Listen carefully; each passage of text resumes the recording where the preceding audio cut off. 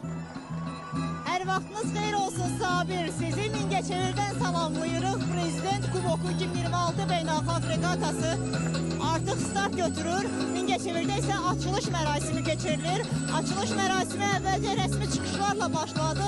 İndi isə konsert proqramı ilə davam edir.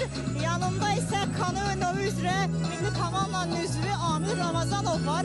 Biz onunla həmsöhbət olacağıq və yarışa necə hazırlaşdığını qeyd edəcək. O həmçinin ötən il reallaşan yarışda mükafat qazanıb, bürüz mükafatçısıdır.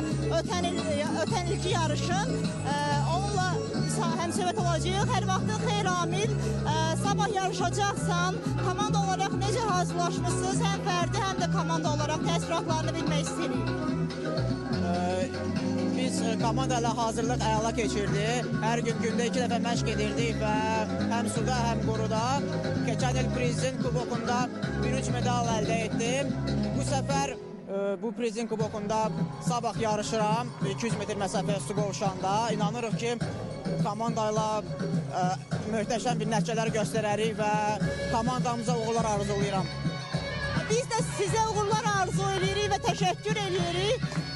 Bəli Sabir, həm söhbətim kanoe növü üzrə milli komandanın üzvü Amir Ramazanov idi. Onun timsalında bütün milli komandamıza uğurlar arzu edirik. Hatırladaq ki, sabah yarış su qovşanda davam edəcək.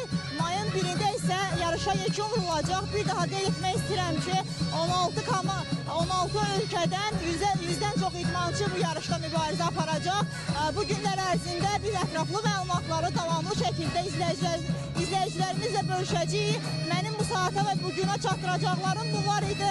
Söz yenidən sizdədir.